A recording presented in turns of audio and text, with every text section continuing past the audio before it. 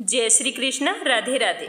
हिंदू नववर्ष की शुरुआत नवरात्र की प्रतिपदा तिथि यानी कि चैत्र माह के शुक्ल पक्ष से होती है।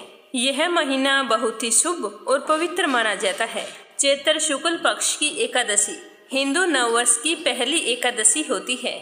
इस एकादशी को कामदा एकादशी के नाम से जाना जाता है। इस दिन व्रत रखकर भगवान श्री हरि विष्णु के साथ साथ माँ लक्ष्मी जी की पूजा भी की जाती है। कामदा एकादशी का व्रत करने से व्यक्ति के सारे कार्य सफल होते हैं और उसके सभी प्रकार के पाप नष्ट हो जाते हैं। श्री हरि की कृपा से राक्षस योनि से मुक्ति मिल जाती है और माँ लक्ष्मी की कृपा से धन वैभव बना रहता है। वैदिक पंचांग के अनुसार इस साल चैत्र माह के शुक्ल पक्ष की एकादशी की शुरुआत 18 अप्रैल के दिन गुरुवार को शाम 5:31 से हो जाएगी और इस तिथि का समापन 19 अप्रैल शुक्रवार को रात 8:04 पर होगा। उदय तिथि के अनुसार इस साल कामदा एकादशी का व्रत 19 अप्रैल शुक्रवार को रखा जाएगा। इसीलिए जो भी विष्णु भक्त एकादशी का व्रत रखते हैं वो शुक्रवार के दिन सुबह जल्दी उठें, नित्य कर्मों से निवृत्त होकर स्नान करें और व्रत का संकल्प लें। इस दिन आप सुबह सूर्योदय से लेकर 10:57 के बीच में कभी भी भगवान श्री हरि विष्णु की पूजा अर्चना कर सकते हैं, क्योंकि उस समय रवि योग होगा जो पूजा पाठ के लिए बहुत ही शुभ और अच्छा माना जाता है। उस समय वृद्धि योग भी होगा। इसमें आप जो भी पुण्य करेंगे उसमें वृद्धि होगी। लेकिन एकादशी होने के कारण आप इस दिन अन्न का दान ना करें। श्री हरि विष्णु की पूजा के लिए सबसे पहले आपको घर के मंदिर में शुद्ध घी का दीपक जलाएं और साथ ही पास में तांबे का एक लोटा जल से भरकर रख लें। उसके ऊपर कटोरी रखकर चीनी रख दें। फिर अपने मंगल जीवन की कामना करते हुए विष्णु भगवान की पूजा शुरू करें। विष्णु जी को जो भी आप भोग लगाएं उसके अंदर तुलसी दल अवश्य शामिल करें, क्योंकि तुलसी दल श्री हरि विष्णु को अत्यंत प्रिय है। कहा जाता है कि अगर हम तुलसी दल शामिल नहीं करते हैं तो हमारी पूजा अधूरी मानी जाती है। हल्दी या पीले चंदन से विष्णु भगवान को तिलक करें। माँ लक्ष्मी को सिंदूर से तिलक करें। फिर एकादशी की व्रत कथा सुने।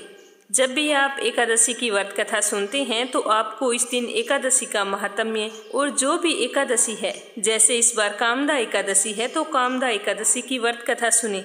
उसके बाद में बांके बिहारी की, तुलसी माता की, श्री हरि विष्णु और लक्ष्मी माता की कथाओं को अवश्य सुनना चाहिए। अगर संभव हो तो श्रीमद् भागवत गीता का पाठ भी करना चाहिए। कथा समाप्त होने पर ओम नमो भगवते वासुदेवाय मंत्र का 108 बार जाप करें।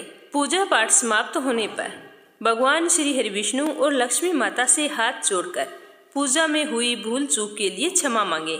कथा सुने तो ध्यान रखें कि चीनी के कुछ दाने श्री हरि विष्णु के चरणों में चढ़ाएं और कुछ अपने हाथ में लेकर कथा सुननी चाहिए।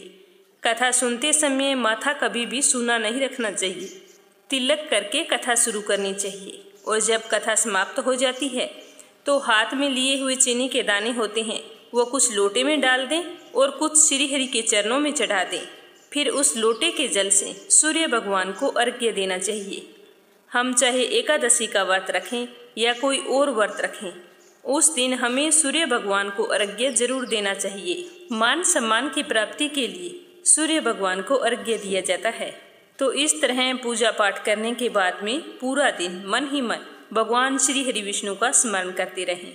इस दिन किसी भी तरह का कोई लड़ाई झगड़ा नहीं करना चाहिए और ना ही किसी की चुगली करनी चाहिए और ना ही इस दिन कपड़े धोने चाहिए और महिलाओं को अपने बाल नहीं धोने चाहिए। नाखून काटना, शेविंग करना ये भी इस दिन वर्जित होते हैं। आपके घर में किसी ने व्रत रखा है या नहीं रखा है, एकादशी के दिन भूलकर भी चावल नहीं खाने चाहिए। तो इन नियमों का पालन करते हुए शाम के समय तुलसी माता के समक्ष एक घी का दीपक जलाना चाहिए। लेकिन एकादशी के दिन तुलसी में जल नहीं डाला जाता और ना ही इस दिन तुलसी के पत्ते तोड़े जाते हैं। इसीलिए आप श्री हरि विष्णु को भोग लगाने के लिए एक दिन पहले तुलसी दल तोड़कर रख सकते हैं। अगर कोई कारणवश भूल गए हैं तो आप तुलसी के नीचे गिरे हुए पत्ते उठाकर, जो कहीं से भी कटे फटे ना हो, उन्हें साफ पानी से धोकर चढ़ा सकते हैं। और शाम के समय संभव हो तो हरि कीर्तन करना चाहिए और दूसरे दिन सुबह जल्दी उठकर स्नान करें श्री हरि विष्णु, लक्ष्मी माता और तुलसी माता की पूजा करें और फिर से एकादशी की कथा को सुनना चाहिए और साथ में एक कथा तुलसी माता की भी अवश्य सुने।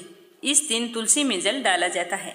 तुलसी में जल सींचकर घी का दीपक जलाकर कथा सुने। उसके बाद में ब्राह्मणों को भोजन करवाएं और उन्हें यथासंभव दान दक्षिणा देकर प्रसन्नचित मन से विदा करें। उसके बाद में व्रत का पारण करें। तो कामदा एकादशी व्रत का पारण 20 अप्रैल शनिवार को सुबह किया जाएगा।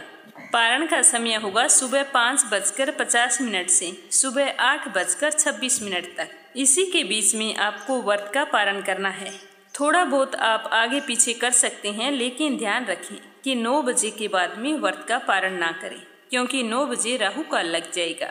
तो राहु काल में कोई भी शुभ काम करना अशुभ माना जाता है। तो इस तरह पूरे विधि विधान से अगर आप एकादशी का व्रत रखते हैं तो भगवान श्री हरि विष्णु, लक्ष्मी माता की कृपा आप सब पर हमेशा बनी रहती है, जिससे घर में सुख समृद्धि का वास होता है और हमेशा हंसी खुशी का माहौल बना रहता है। तो आप सभी को एकादशी की ये जानकारी कैसी लगी, कमेंट बॉक्स में जरूर बताना। भगवान श्री हरि विष्णु और माता लक्ष्मी आपकी सारी मनोकामनाएं पूर्ण करें। आप हमेशा खुश रहें, सुखी रहें, संपन्न रहें। 19 अप्रैल शुक्रवार को फिर मिलेंगे कामदा एकादशी व्रत की संपूर्ण कथा के साथ। तो आपसे मेरा निवेदन है कि आपने मीरा भक्ति चैनल को अभी तक सब्सक्राइब नहीं किया है तो जरूर करें। जय श्री कृष्णा, राधे राधे।